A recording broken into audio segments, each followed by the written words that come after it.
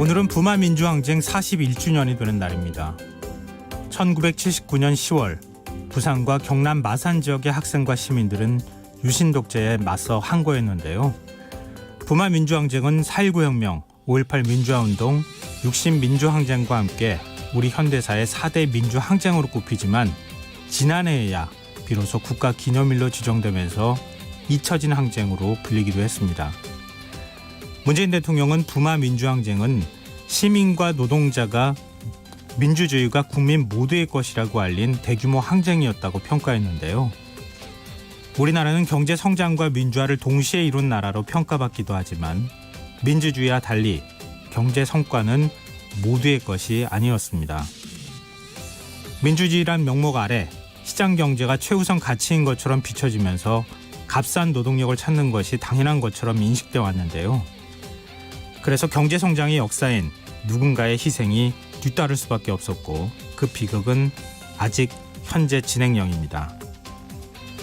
과로사로 올해만 8명의 택배기사가 목숨을 잃은 가운데 쿠팡 물류센터에서 택배 포장 지원 업무를 해오던 비일용직 노동자가 숨졌다는 안타까운 소식이 오늘 또 전해졌습니다.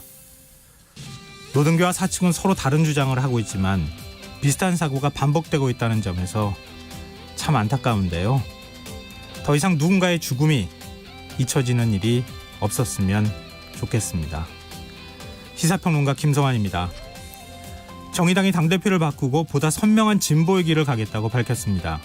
김종철 신임 당대표는 민주당 이중대라는 비판에서 벗어나겠다고 선언하면서 향후 정치 지형에도 변화가 있을 것으로 보이는데요. 잠시 후 뉴스야 외전에서 자세히 살펴보겠습니다.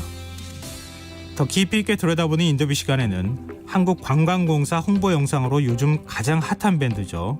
이날치에서 소리꾼으로 활동하고 있는 이나리 씨와 이야기 나눠보는 특별한 시간 마련했습니다. 김성환의 시사에는 청취자 여러분의 참여 늘 기다리고 있습니다. 청취율 조사 기간을 맞아서 2주 동안 이어왔던 이벤트, 오늘이 마지막 날인데요. 마지막 날인 만큼 청취자분들께서 저희 프로그램에 바라는 점이 무엇인지 귀 기울여보는 시간을 갖고자 합니다. 김성환의 시사야, 이건 잘하고 있다. 또 이런 점은 좀 개선했으면 좋겠다 하시는 부분이 있다면 문자 보내주시면 좋겠습니다. 당첨되신 분께는 2만 원 상당의 모바일 상품권 드리겠습니다. 오늘도 평소보다 많은 분들께 선물 드리니까요. 많이 참여해 주십시오. 참여하실 문자번호는 샵9730이고요. 짧은 문자는 50원, 긴 문자는 100원의 이용료가 부과됩니다. 콩 게시판을 통해서도 무료로 참여하실 수 있고요. KBS 1라디오 유튜브 채널을 통해서도 실시간으로 시청, 참여하실 수 있습니다. KBS 1라디오 김성환의 시사야. 그럼 지금 시작하겠습니다.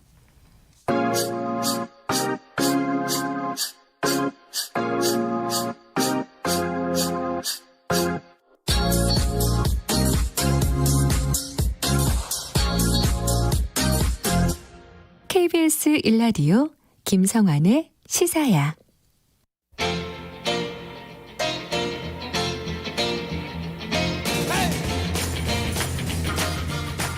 한 주 동안 있었던 뉴스 가운데 우리가 조금 더 깊이 들여다봐야 할 이슈를 짚어보는 시간입니다. 뉴스야 외전 함께 하실 패널 두 분 소개해드리겠습니다. 이제는 뭐 설명이 필요 없을 것 같습니다. 저희 김민하 시사평론가 모셨습니다. 안녕하세요. 안녕하세요. 날카로운 여론 분석 전문가 배종찬 인사이트K 연구소장 자리하셨습니다. 안녕하십니까. 네. 지난 한 주 어떻게 보내셨어요, 두 분? 시사야만 기다리고 있었죠. 고마워요. 그럴 줄 알았어요. 아니 진심으로 못 받아들이시는 겁니까? 아닙니다. 저도 한 주 내내 시사야만을 생각하면서 시사야에서 과연 오늘은 어떤 뉴스를 얘기할 것인가. 아니 다른 방송 많이 출연하던데 보니까. 거기 가서는 이제 거기를 생각했다고 하면서 항상 이 금요일을 항상 기다립니다. 왜냐하면 금요일에는 이 코너를 시작할 때 음악이 매우 흥겹기 때문에 어깨춤이 절로 나오는 이런 즐거운 시간을 기대하고 있습니다. 김민하 평론가의 뭘 얘기해도 이렇게 그럴싸해 보이는 느낌이 좀 있긴 있어요. 이게 문제네요. 평생 뭔가 이렇게 약간 사기성 기질을 좀 타고난 것 같은 그런 느낌이 좀 있어요. 금융계로 진출을 했어야 되는데. 그리고 그러지 않아도 처음 얘기하고 연결이 돼가지고 지금 라임 옵티머스 사태 이게 전국을 뒤흔들고 있는 상황인데요. 이 오늘은 좀 반전이 있다고 해야 될까요? 라임 사태의 핵심 인물인 김봉현 전 스타모빌리티 회장이 옥중 입장문을 내고 검찰 수사를 비판했어요. 이게 어떻게 보면 좋을까요? 갑자기 그 반전되는 분위기가 만들어지고 있거든요. 그렇죠. 이게 신빙성이 떨어지는 내용인데 옥중 편지문의 내용을 보면은 이 김봉현 전 스타모빌리티 회장과 관련된 진술 내용 중에서 우리가 콕 집어서 이제 기억나는 내용이 바로 이걸 거예요. 이제 청와대 정무수석에게 전 정무수석이죠. 돈을 건넸다. 네. 근데 이것 자체도 강기정 전 정무수석이 뭐 극구 아니다라고 이야기를 했었고 서울 남부지검에 고소장을 제출하는 상황도 벌어졌는데 오늘 옥중 내용을 보면 또 이게 무엇이 진실인지를 모르겠어요. 그러니까 이 술 접대한 검사가 수사 책임자가 됐다. 그다음에 야당 정치인에 대한 금품 제공은 무시됐다. 그리고 여당 인사만 수사했다는 주장이 이 옥중문에 실려 있는 거예요. 그리고 그러니까 그 수사 책임자라는 게 남부지검이라고까지 콕 박아가지고 지금 얘기한 거죠. 제가 이 부분을 꼭 소개를 해드려야 되는데 또 강기정 청와대 전 수석을 잡아주면 보석으로 재판받게 해주겠다는 제안을 받았던 얘기를 했답니다. 일본에 이것도 이제 신빙성이 있는지는 가려져야 되겠지만 네. 그동안의 진술 내용과 다르다. 그렇다면 이게 과연 뭐가 진실이냐라고 하는 혼란에 또 빠지게 되는 거죠. 그러니까 이 얘기들이 사실 본 영화를 또 보는 듯한 이런 느낌도 있는 게 네. 사실 개별 이분이 뭐 제가 이렇게 표현하면은 어떻게 느끼실지 모르겠지만 아무튼 지금은 어떤 사기꾼으로서 감옥에 있는 분입니다. 이분이 김봉현 전 회장이라는 분이. 근데 이분이 감옥에서 금융 사기를 뭐 쳤다라는 의혹을 받고 있는데 거기서 이제 옥중 편지를 써서 무언가를 주장했다. 사실 누가 믿겠습니까? 그냥 이 얘기만 하면 누가 네. 믿겠습니까? 믿을 수 있는 내용이 아니죠. 그런데 그 내용을 보면은 익숙해요. 얘기가 검찰에 가서 내가 야당 정치인에게도 로비를 했다는 얘기를 했지만 뭐 수사는 전혀 이루어지지 않았고 그리고 이 정권에서 매우 중요한 인물을 잡는 데 협조하면 보석으로 뭐 이렇게 재판을 받게 해줄 것이다라는 얘기도 했고 뭐 이런 얘기를 막 하는데 그래서 이 내용을 보고 저는 이게 본 영화를 또 보는 느낌이지만 이 영화는 사실 뭐 가짜 영화일 것이다. 뭐 어떤 뭐 중요한 영화는 아닐 것이다라고 생각을 했는데 검찰이 또 일종의 해명을 내놨죠. 그래서 일단 이 김봉현 전 회장이 주장하고 있는 야당 정치인에 대해서는 이분이 네. 이제 라임 자산운용의 펀드 판매를 위해서 우리은행에 로비를 할 때 이제 그 사람 통해서 했다 뭐 이런 얘기인 건데 그 사람에 대해서는 수사 중이다라고 이제 해명을 했습니다. 남부지검이. 그리고 이 수사관들 검찰이나 또는 수사관들에서의 어떤 부적절한 행위들 예를 들면 뭐 세 명이서 뭐 술을 먹었다라는 것도 있고 검사들과 술을 먹으면서 이제 뭐 로비를 했다 이 내용이 첫째로 있고 두 번째로는 방금 말씀하신 대로 일종의 이제 플리바게닝을 시도하려고 했다 뭐 이런 내용이 있는 건데 여기에 대해서는 사실관계를 확인해서 신속히 조치하겠다라고 했습니다. 남부지검이. 그리고 이어서 나온 뉴스가 추미애 장관이 이와 관련된 검사들에 대한 감찰을 지시했거든요. 네. 그러니까는 이런 것들을 보면서 이게 또 신빙성이 제로인 내용은 또 아닌 것처럼 보인다. 이렇게 느껴진단 말이죠. 이게 뭐 진실은 찾아봐야 되겠지만 그런 점에서 씁쓸합니다. 감옥에 있는 어떤 금융 사기꾼의 어떤 주장에 사실 여당, 야당 그리고 검찰까지 전부 다 이제 흔들려야 되는 이런 상황이지 않습니까? 그만큼 우리 사회에 이제 신뢰가 없는 것이고 그동안 그런 사례들이 쌓여온 것인데 그런 점에서 참 우습기도 하고요. 씁쓸합니다. 근데 앞서 이제 플리바게닝 말씀하셨지만 그것도 아니에요. 예를 들어보면 그냥 뒷거래한 거예요. 네. 뒷거래를 시도했던 거예요. 제가 약간 네, 뭐랄까요 그 좀 비유로서 정확한 의미의 플리바게닝은 아니죠. 네. 네, 뭐 당신이 혐의를 인정하면 그리고 또 주변 공범들까지 뭔가 뭐 범죄 행위가 있었다고 하면 그것까지 좀 자백을 해주면 그러면 형량을 감경하게 해줄게. 뭐 이렇게 얘기하는 게 플리바게닝이지. 그렇죠. 그게 아니라 뭐 다른 야당 정치인은 숨기고 여당 정치인에 뭔가 폭로해주면 당신을 뭐 어떻게 해주겠다 이렇게 얘기하는 건 뒷거래라고 봐야 되는 거죠. 전방위를 쑤시는 이런 형태의 발언이기 때문에 이게 상당히 혼란스럽죠. 혼선이 되고 있다는 말씀을 드렸는데 지금 라임과 옵티머스 사태를 보는 건 우리가 세 가지 눈이 일단 중요한 것 같아요. 하나는 이 사모펀드를 만든 주체의 비리와 그리고 이 사기성에 대한 검증. 이 부분은 이미 여러 차례 된 바가 있기 때문에 문제가 있는 펀드예요. 이건 뭐 우리 이견이 없는 겁니다. 그런데 두 번째는 뭐냐면 그다음에 여기 이런 문제가 많은 사모펀드에 지금 개인 또 정치인 투자한 사람이 있습니다. 네. 심지어는 뭐 정부의 고위공직자까지 그리고 이제 공공기관이 투자를 한 거예요. 이건 우리 국민의 세금과도 연관되는 겁니다. 그렇다면 이 공공기관에 물론 이제 많은 수익을 얻겠다라고 하는 것에 이제 솔깃했을 수가 있는 거죠. 그렇다면 그 공공기관에 하여튼 뭐 사탕발림이 됐든 뭐가 됐든 간에 이 공공기관의 무능력 그다음에 이 소홀함 이 부분은 반드시 지적받고 비판받아야 돼. 근데 네. 우리에게 남는 건 뭐냐면 네. 정치권과의 결탁입니다. 그러니까 이 부분이 사실은 핵심이 되는 건데 일단 김봉현 전 스타 모빌리티 회장의 발언 그리고 최근에 검찰 수사를 보면은 이 바른 정당인가요? 그러니까 보수 정당 또 지방 광역 단체장 선거에 출마했던 인사 아직까지 우리가 이 내용이 다 확인된 건 아닙니다. 소환 조사를 받았다 이런 이야기가 있어요. 그러면 무슨 이야기냐? 이게 첫 번째 이 옥중문과 관련해서 우리가 유추해 볼 수 있는 건 첫 번째 여야 정치권 모두가 관련성이 있을 수가 있다라고 하는 것. 또 하나는 이 정치권의 압력 행사 여부가 이제는 아주 꼼꼼히 따져야 되는 가장 중요한 핵심이다라고 하는 것. 네. 세 번째는 이제 검찰 수사의 신뢰성이에요. 왜? 네네. 이 김봉현 이 조사받는 이 혐의자의 이 옥중 서신문 내용에 검찰 관련되는 이야기가 나온단 말이에요. 그럼 결과적으로 이건 이제 이 지금부터 앞으로 이제 정치권과 관련되는 이 수사 이게 이제 핵심이고 그다음 중요한 것은 이 검찰 수사를 얼마만큼 그 신뢰성 있게 유지해 갈 수 있느냐. 검사만 감찰하면 되는 거냐.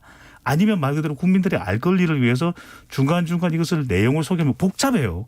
이걸 하면서라도 전방위적인 검찰의 수사가 더 투입이 돼야 되느냐. 이게 이제 논의가 돼야 되는 거죠. 근데 지금 문제는 일단 검찰의 중립성, 검찰 수사의 신뢰성이 흔들렸다는 거예요. 그렇죠. 지금 수사팀 뭐 검사 18명까지 지금 증언을 해서 보강해서 본격적으로 수사를 하고 있는 상황인데 그 수사 책임자가 접대를 받고 그리고 강기정 전 정무수석을 잡아달라고 얘기했다. 이렇게 지금 폭로한 거 아닙니까? 그러면은 그런 수사팀이 수사한 결과를 그럼 어떻게 우리가 받아들일 것이냐. 이런 문제가 남아있는 것인데 일단 진짜 그게 사실인지 아닌지 여부를 좀 빨리 확인해야 되는 과정이 그렇습니다. 있어야 되지 않을까. 예. 그리고 난 다음에 그 다음에 것들을 철저하게 수사하는 문제가 남아있지 않을까. 이게 좀 사안 자체가 이제 복잡하게 꼬여 들어가는 그런 느낌을 좀 그러니까 받게 이제 됩니다. 검찰 수사의 신뢰성까지도 위협받게 돼 있기 때문에 이게 지금 현재의 형태로는 결과가 발표되더라도 상당히 힘이 흠집이 날 수도 있는 사안이거든요. 물론 이제 이게 진실은 아닐 수도 있기 때문에 우리가 조금 신중하게 이야기할 필요가 있겠지만 그래서 네. 어떻게 하면 검찰 수사 결과에 이 신뢰성을 확보할 수 있는 것도 지금 함께 논의가 돼야 되는 거죠. 네, 맞습니다. 이게 애초에 처음 시작됐을 때는 예를 들어서 뭐라 그럴까요? 무슨 치유 문건이 나왔다더라. 또 무슨 문건이 나왔다더라. 이러면서 원래 이제 펀드 사기 사건에서 갑자기 이제 권력형 게이트로까지 번질 가능성이 막 생기지 않았습니까? 그렇게 가다가 또 한 번 이제 반전이 일어난 거나 마찬가지인데. 맞습니다. 예. 또 말씀하셨던 것처럼 사안의 본질은 이런 사기 행위가 왜 가능했겠느냐. 이 부분인데 이거에 초점을 좀 우리는 잃지 말아야 되겠다. 이런 중요한 점까지 좀 지금 다른 사모펀드 지금 이 수사 선상에 올라 있지 않은 펀드들도 엄청 많을 겁니다. 사모펀드가 굉장히 많죠. 2015년부터 자격 요건이 뭐 획기적으로 완화됐거든요. 네네. 바로 이 부분도 짚어봐야 된다라는 거죠. 네. 그러니까 이게 여러모로 우리 사회의 신뢰 저하를 보여주는 것인데 첫째로 말씀하셨던 대로 사모펀드를 이제 규제를 완화해 준 것은 기업들의 어떤 자금 조달이나 이런 것들을 건전화시키고 그것의 여러 방법들을 보장해 주기 위해서 이제 했다고 그 당시에는 얘기를 했거든요. 그런데 네. 전혀 그렇지 않았다. 다들 금융사기꾼들이 자기 주머니 채우기 위해서 다 이거 이용했다. 이게 첫 번째로 드러나고 있는 것이고 두 번째는 아까 말씀하셨듯이 공공기관의 어떤 무능력 이런 거 말씀하셨지 않습니까? 그런데 저는 그 무능력도 무능력이지만 일종의 뭐 인맥이라든지 또는 이제 아는 사람들끼리 이제 건너서 네. 예를 들면 우리 배종찬 소장님이 투자한 이런 상품인데 굉장히 그렇다면 믿을 만한 상품 아니냐. 배 소장이라는 사람은 그렇죠. 굉장히 신뢰도가 있는 사람이기 때문에 이런 얘기 하나로 다 통하는 뭔가가 다 통하는 그래서 NH투자증권에서 그렇게 많은 펀드 상품을 판매할 수 있도록 네네. 만드는 네. 그런 과정이 됐다는 것 자체가 이제 우리 사회에 문제가 있는 거다 이걸 보여주는 거죠. 그리고 세 번째로는 정말 이제 정관계 로비와 그것의 어떤 반대급부로서의 뭐가 있느냐, 사건이 있느냐, 이건 앞으로 이제 파헤쳐 봐야 되는 것이고 그런데 네. 제가 그냥 느낌은 지금까지 과정은 한편의 코미디를 보는 것 같다 이런 느낌입니다. 솔직히 말씀드리면. 뭐 본질을 잃지 말아야 된다 이런 지적. 그럼요. 예, 맞습니다. 정치권에서는 또 서로 공격하다가 이거 내 얘기 아니야? 이렇게 얘기하면서 주춤하면서 이 사안을 좀 소극적으로 덮고 지나가려고 하는 움직임도 생길 수도 있을 것 같은데 그렇게 해서는 안 되겠다. 그럼요. 예, 본질까지 깊숙이 들어가서 이 문제의 어떤 문제점들을 드러내는 그런 계기가 됐으면 좋겠다 이런 지적도 두 분 다 해주셨습니다. 자, 이건 뭐 서론으로 지금 바로 지금 뜨겁게 이루어지고 있는 뉴스니까 저희가 좀 얘기를 나눴던 것이고요. 사실은 오늘은 아마 이 라디오든 방송이든 통틀어서 정의당 당대표 선출에 대해서 이렇게 길게 얘기하는 경우가 아마 흔치는 않을 거라고 생각하는데요.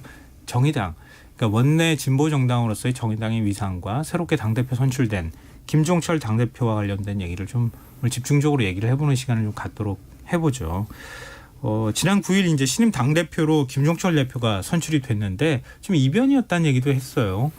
근데 그 혹시 두 분은 선출될 거라고 예상하셨어요? 저부터 말씀드리면은 저는 예상을 했어요. 아, 예상하셨어요? 예. 정의당의 사실 존재감이 계속 없어졌잖아요. 네. 그러니까 최종적으로는 5명의 대표 후보였죠. 이 5명 중에서 4명이었나요? 4명 중에서 결과적으로 이제 유력할 것으로 예측했었던 인물은 배진교 전 원내대표예요. 네. 일단은 원내고 또 직전 원내대표를 맡았기 때문에 상당히 유리할 것이다. 이게 또 당원들을 대상으로 한 투표이기 때문에 그렇게 봤는데 저는 어떻게 봤냐면 지금 배진교 전 원내대표가 아주 또 이 정의당에서 유능한 재원이지만 그럼에도 불구하고 정의당은 획기적인 변화가 안 되면 안 됩니다. 그러니까 심상정 대표 그리고 노회찬 전 의원 그러니까 우리 머릿속에 담겨져 있는 인물은 또 한 10몇 년 전으로 거슬러 올라가면 권영길 대표가 있었죠. 네. 그러니까 뭔가 정의당의 또 민주노동당의 이 후신으로서 정의당을 좀 대표할 수 있을 만한 획기적인 변화를 가져올 만한 인물에 대한 것은 잘 떠오르지가 않았어요. 그러면 배진교 전 원내대표가 한다면은 큰 변화가 없을 수도 있다라는 것이 이제 당원들의 조바심이겠죠. 그렇다면 그래도 이 99년 이 권영길 대표가 있을 때 비서로 이제 사실상의 진보 정당 정치를 시작을 했던 김종철 이 후보면은 당대표로 좀 획기적인 변화가 있지 않게 사실 저는 이 마음이 당원들에게 유력하게 작동을 했고 이건 사실 뭐 좀 비하인드 스토리가 나는데 제가 이 당대표 선거가 1차 선거가 있기 전에 통화를 한번 했어요. 그랬더니 뭐라고요? 김종철 직접 대표하고 통화하셨어요? 통화를 한번 했는데 본인의 이 경쟁 상대는 배진교 전 원내대표다. 그런데 내가 이길 것이다. 근데 본인이 이기는 이유는 뭐냐면 정의당이 그동안 정의당답지 못했다. 내가 한번 해보겠다. 이 김종철 신임 대표가 아마 70년생이니까 우리 김성환 진행자하고 나이가 아마 동갑일 거예요. 그러니까 이제 맞습니다. 한 21년을 하고서 당의 정상에 위치에 올라갔거든요. 아마 그런 이 결연함이 좀 영향을 미쳤을 것이라고 보고 저도 그렇게 예상을 했는데 대표가 된 거죠. 김민하 평론가는 진보정당 경험이 좀 있지 않나요? 그렇습니다. 뭐 그냥 얘기하면 운동권 출신이죠, 제가. 네, 그래서 이제 대략 이렇게 저렇게 네. 참 간단하게 말씀하시네요. 네. 대부 사정이나 이런 거를 보고 듣고 근데 이제 말씀하셨듯이 첫 번째로 그런 게 있습니다. 정의당의 어떤 변화에 대한 욕구 이런 게 사실 내부에서 보면 지금 김종철 대표는 거기도 이제 나름대로의 계파 이런 게 있으니까요. 네. 사실 또 웃기는 얘기 한마디 드리면 운동권은 또 족보를 꼭 따져야 되지 않습니까? 근데 족보를 따지면 아무튼 김종철 대표는 비주류입니다. 그 내부에서는 당 내부에서는 족보를 어떻게 따진다는 거예요? 무슨 김종철 정파와 계파 이런 것이 굉장히 네. 과거부터 복잡하게 막 이렇게 복잡해요. 이어져 오는데 그 결과로서 아무튼 정의당 내에 있는 정파 중에서는 가장 비주류에 속하는 이런 흐름에 속해 있기 때문에 김종철 대표가 네. 그렇기 때문에 사실 그냥 그러한 이제 내부의 표 계산을 해가지고는 될 수가 없는 그런 카드였다고 저는 생각을 했거든요, 처음에. 그런데 이 1차 투표 뚜껑을 열어보니까 1등을 했고 그리고 나서도 사실 1차 투표에서 1등을 하긴 했지만 결선 투표에서는 질 것이다. 이렇게 좀 예상을 한 게 배진교 의원 말씀하셨지만 배진교 의원이 또 당내 다수 정파에 그렇죠. 속해 있고 네. 그 정파가 두 후보로 나오긴 했지만 배진교 의원과 김종민 전 부대표 이렇게 두 후보로 나오긴 했지만 결국 이 두 후보가 결선 가서는 합쳐질 거다라고 생각을 했는데 이변이 있었습니다. 김종민 이 전 부대표와 김종철 이 대표가 이제 하나의 선본으로 연합을 했고 박창진 이 전 대한항공 사무장과 배진교 이제 의원이 하나의 또 선거 연합을 이뤘거든요. 그런데 박창진 전 사무장 측은 사실은 표가 이렇게 조직적으로 결집돼 있는 표가 아니죠. 네. 그러다 보니까 이제 결선 투표는 결과는 이제 김종철 후보가 승리해서 대표가 됐는데 여기 이러한 이제 당내의 계산이라든가 표 계산의 측면 이런 게 하나가 있고요.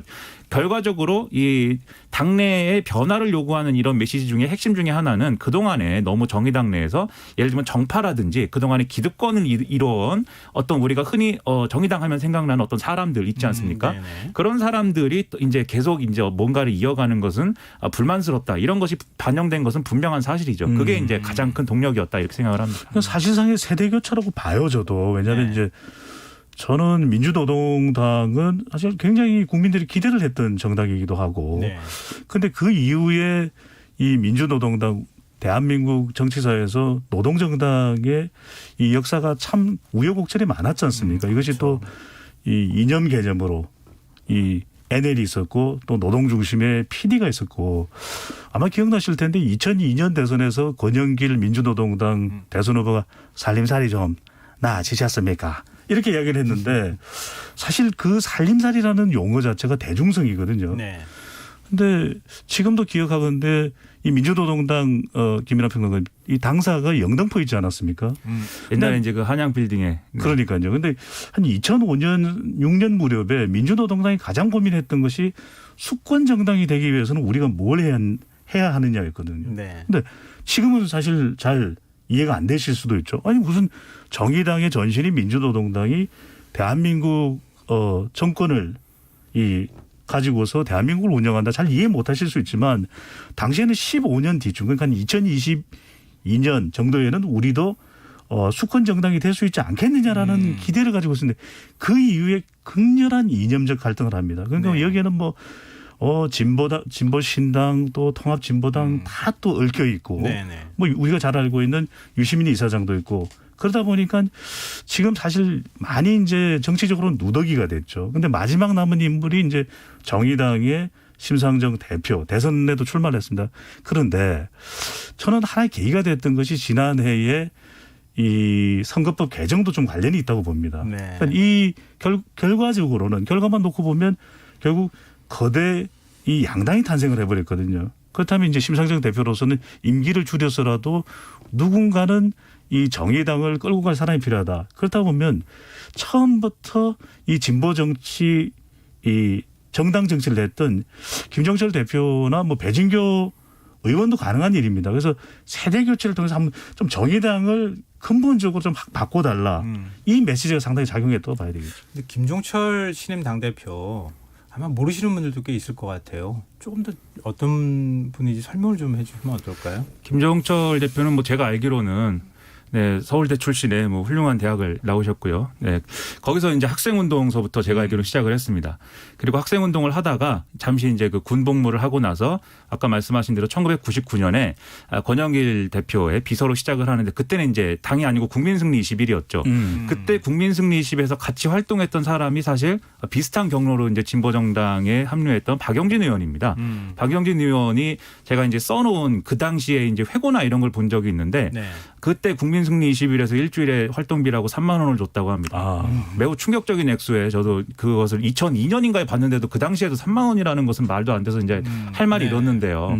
말도 안 됩니다. 근데 아무튼 그때 시작해서 2000년에 이제 창당하고 그다음에 이제 2004년에 지도부 선거에서 민주노동당 최고위원이 됩니다. 그때는 이제 김종철 대표가 30대 초중반 정도의 나이였죠. 굉장히 젊은 사람인데도 지도부에 입성을 하는데 성공을 했었고 그리고 이제 2006년에 지방선거에 아마 서울시장으로 나갔었는데 이때 이제 뭐 당선이 되지 않았던 것이고 그 이후에 계속 선거에서는 이제 별로 빛을 보지 못했고요. 그리고 진보신당이 민주노동당에서 분당돼서 떨어져 나올 때 이제 진보신당으로 적을 옮겼다가 이후에 통합진보당에 합류하지 않고 계속 이제 좀 이 진보신당이라는 이제 소수 정당이 이제 있으려고 했는데 결국 이제 현실의 한계나 이런 것들 때문에 2015년에 이 정의당에 결합을 하면서 그 정의당에 그렇게 결합한 사람들과 함께 뭔가 이제 변화하는 그러한 것들이 필요하다라고 계속 주장을 해오던 차였습니다. 그런데 계속 선거 출마에는 별로 빛을 보지 못했는데 이번에 네. 대표가 돼서 사람들이 그동안 이렇게 선거에서 진 게 이번에 좀 득이 된 것 같다 이런 평가도 많이 하는 모양이죠. 제가 네. 참 대단하다고 느꼈던 게 음. 선거 때마다 출마했어요. 제가 지금 그 말씀을 드리려고 했죠. 대단하다고 지금 개인적으로 그렇게 이전에도 제가 뭐 개인적 친분이 있는 건 아니지만 그 모습을 보면서 참 이 중간에 어디 포기를 하거나 그럴 법한데 이렇게 줄기차게 꾸준히 뭔가를 하려고 시도하는 거 보면 대단하다는 생각이 그러니까 우리가 듭니다. 정치판에서 쉽게 생각할 수 있는 것이 네. 조금 전에 제가 이게 나쁜 의미로 말씀드린 것이 아니라 박용진 의원의 경우에는 실제 당선 가능한 길을 또 고민을 했겠죠. 그리고 네. 본인이 선택하는 건데 김종철 대표의 특징은 한 번도 내가 당선이 좀 유력하기 위해서는 오히려 민주당 쪽으로 가는 것이 나을 수도 있다. 이렇게 판단했을 수도 있는데 한 번도 그걸 실행에 옮긴 적은 없어요. 네. 그래서 우리가 인상적으로 기억에 남는 것이 2011년에 박원순 전 시장이 무소속으로 나왔을 때 이때 본인이 동작구를 책임집니다. 네. 근데 더 인상적인 것은 2014년에 동작구 보궐선거에서 맞붙었던 인물이 나경원 전 의원이죠. 이때 동작구에서 정의당의 이 존재감 사실 없지는 않았는데 네네. 결과적으로는 이게 미니 정당의 한계가 절감을 했겠죠. 그 이후에 여러 가지 풍파를 겪습니다. 네. 민주노동당 진보정당이 그래서 지금 정치적인 경험은 많아요. 근데 김종철 대표가 앞으로 역동적인 이 주도권을 또 당내에서 가져가는데 하나 걸림돌이 될 수 있는 부분이 원내 경험이 없다고 하는 부분.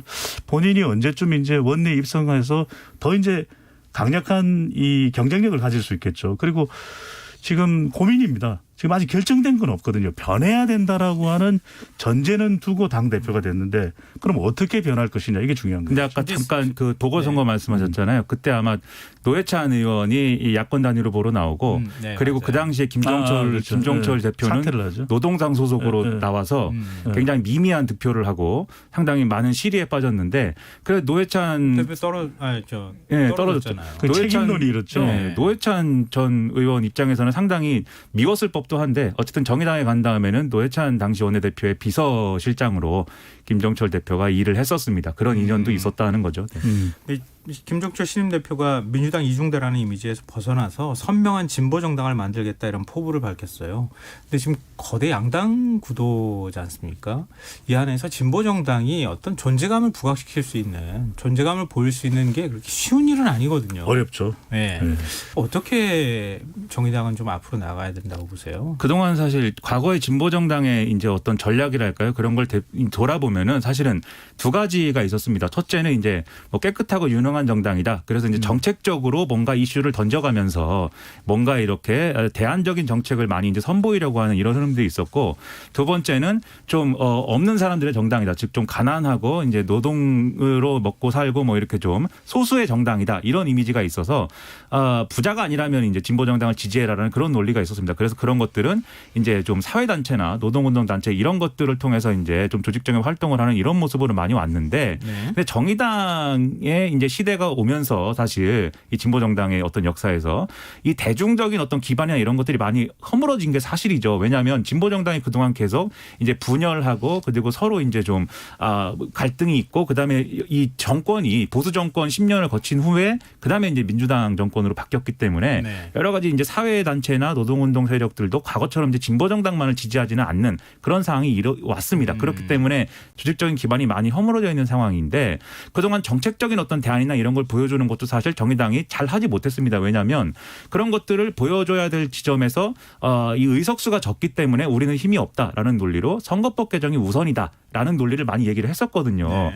그래서 선거법 개정에 사실은 당의 명운을 걸다시피 해서 지난번 총선에서 그렇게 좀 이슈 파이팅을 하려고 했던 건데 아시다시피 그게 결과가 좋지 않았죠. 위성 정당들 등장하고 이렇게 하면서 그러면서 노선 전환은 불가피한 상황이 됐지만 하지만 선택할 수 있는 선택지 자체는 또 많지 않은 그런 상황입니다. 그래서 여전히 김종철 대표로서는 고민이 큰데 지금 얘기하고 있는 것은 그동안의 진보의 금기를 깨는 뭔가 정책 이슈를 던지겠다고 주장하고 있어요. 그래서 예를 들면은 엊그제도 어제 오늘 얘기가 나온 거지만 국민연금하고 이런 직영연금을 통합하자, 공무원연금을 네. 통합하자 이런 제안도 하는데 사실은 과거에는 이제 이 진보 정당이 그렇게 의제를 좀 던지지는 못했거든요. 그런 건드리지 못하는 의제인데 노동계에서 아무래도 반발하는 것이기도 하니까. 그렇죠. 공무원 노조도 있고 이렇게 노동계에서는 아무튼 공무원 연금이라는 것은 임금을 좀 초기에 적게 주는 거에 반대급부로서 사실 연금을 좀 후하게 측정한 것이기 때문에 임금 문제가 연동돼서 이렇게 쉽게 할 수 없는 것이다. 이런 주장이 있었음에도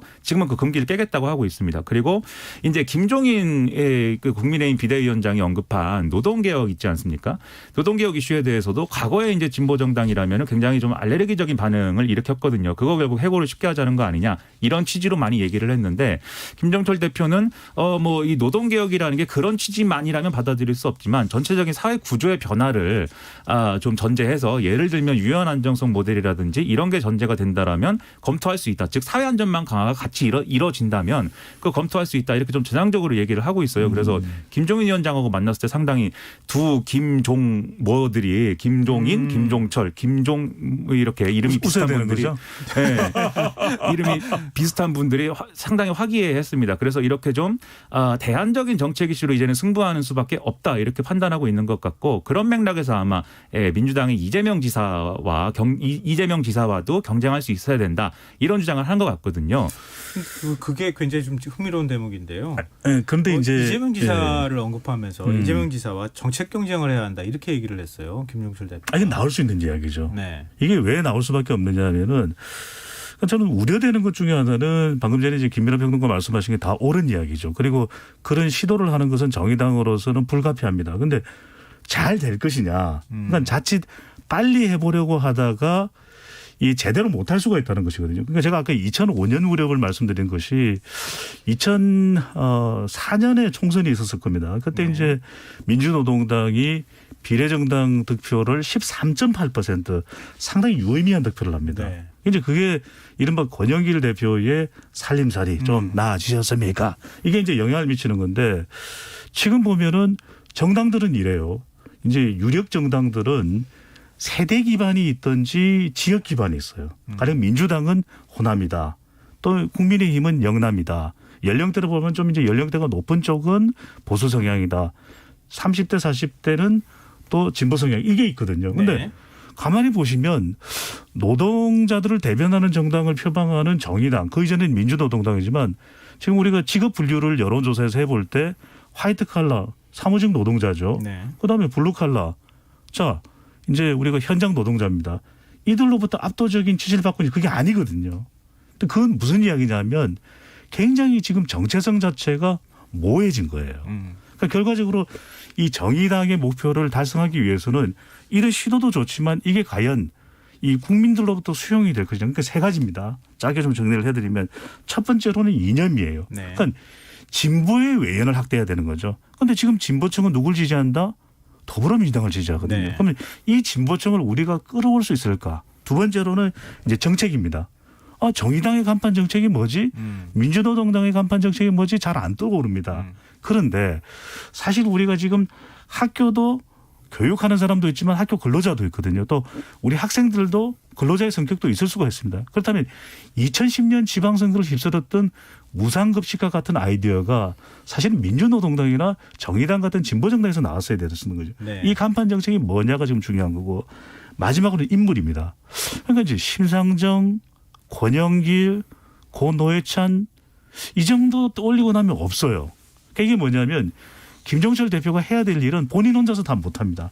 누굴 좀 더 역량이 있는 당내 인물로 장혜영 의원도 있죠. 초선이 있고 비례대표죠. 모두 이제 심상정 대표를 빼고 전 대표를 빼고는 다 이제 비례대표니까 그런 인물들을 어떻게 또 원외에서 수혈을 해낼 것인가 이게 사실 중요한 거죠.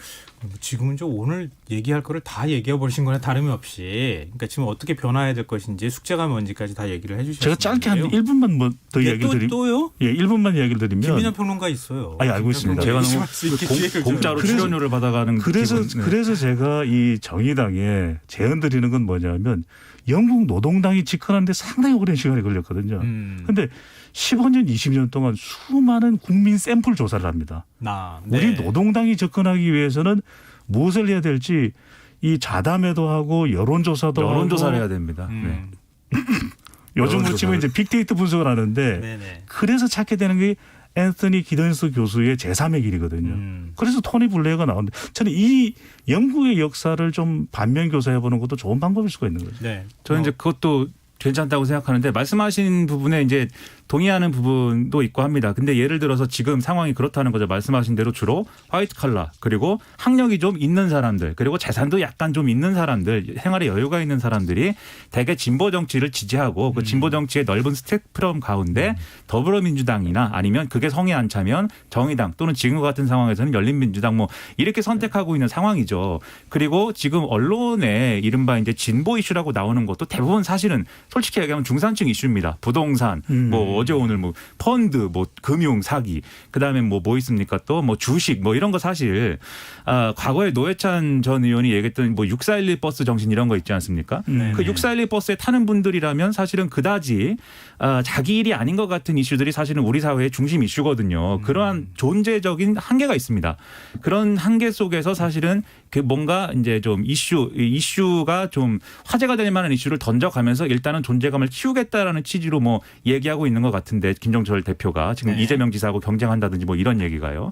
저는 그게 단기적으로 성과를 거둘 수 있을 거라고 생각하기 어렵다고 이렇게 봅니다. 그게 단기적으로 성과를 내기 어려운데 다만 장기적으로 정의당이 6412 버스 정신을 얘기할 때 그 얘기는 뭐냐면 지금의 어떤 중산층이나 또는 지금의 어떤 진보 지지층 말고 좀 더 외연 확장 말씀하셨는데 좀 더 어려운 사람들이 지지할 수 있는 어떤 정당을 어떻게 만들 것이냐 그리고 그걸 위한 조직적 기반을 어떻게 만들어 갈 것이냐 여기에 이제 중심이 있어야 되거든요. 그런데 그걸 만들기가 대단히 어렵죠. 그런 점에서 지금 김종철 대표가 이 모든 문제를 해결할 수가 없습니다. 그렇죠. 그래서 이제 일종의 중간에 어떤 징검다리 역할을 해야 되는 것이고 과거에 민주노동당이 2002년 지방선거에서 뭐 말씀하셨듯이 8% 이렇게 얻었던 배경에는 저게 굉장히 새로운 세력이다라는 그러한 이미지 때문이었다고 저는 생각을 하거든요. 네. 그런 점에서 세대 교체를 해야 되는데 김종철 대표가 세대 교체의 완성은 아닌 것이고 일종의 징검다리 역할을 하면서 새로운 세대로의 어떤 세대 교체를 얼마나 성공적으로 만들어낼 수 있을 것이냐 여기에 이제 김종철 대표의 성공 여부가 달렸다 저는 이렇게 생각을 합니다. 근데 이 방송에서 정의당 얘기를 이렇게 많이 해본 경험이 저도 별로 없거든요. 근데 막상 정의당 얘기를 꺼내서 할 말이 한국의 많죠. 진보 정당으로서의 네. 어떤 모습에 대해서 얘기를 하려고 하니까 두 분이 할 얘기가 정말 많은 것 같아요. 지금 얘기가 끊이지 않고 계속 나오는 바람에 오늘 그러면 2부까지 계속인 거죠? 아마 어떤 주제를 말씀하셔도 할 말은 매우 많을 것입니다. 아니요.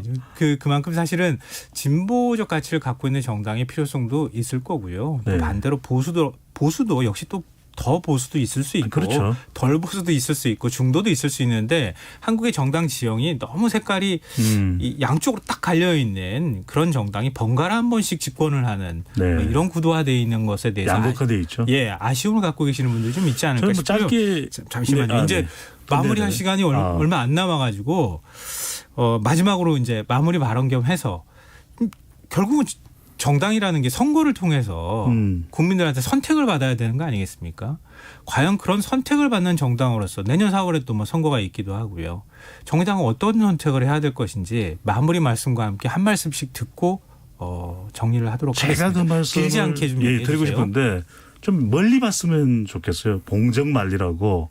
그래서 김종철 신임 대표에게 드리고 싶은 제언은 빨리가 아니라 제대로의 답이 있다. 그러니까 뭐 김종철 이 대표는 역할이 이제는 마중물이나 미랄이 돼야 되는 거죠. 한 10년 뒤에 10년 네. 뒤에 정의당이 정말 수권 정당의 경쟁력을 가지는 그 길을 가야 될 걸로 보입니다. 네. 저도 비슷한 생각인데 당장 재보궐선거에서 뭐 독자 후보를 낸다 이것 때문에 이제 여러 가지가 있는데 지금까지 민주당의 어떤 옵션처럼 여겨져 온 게 사실은 이제 정의당의 어떤 정치 노선의 패착이죠. 그런 점에서 독자적인 이제 기반을 만들어 나가야 되는데 의식적으로 민주당과 뭔가 이제 분리돼야지 이런 것보다는 그런 것을 만들게 하는 기반을 쌓아 나가는 게 훨씬 중요하다. 그런 점에서 이제 사안별로 두 당이 이제 좋을 수도 있고 나쁠 수도 있는 것이지만 어쨌든 그 기반을 만드는 것에 중점을 놓고 미래를 봐야 된다. 저는 그런 생각이 들었습니다. 네.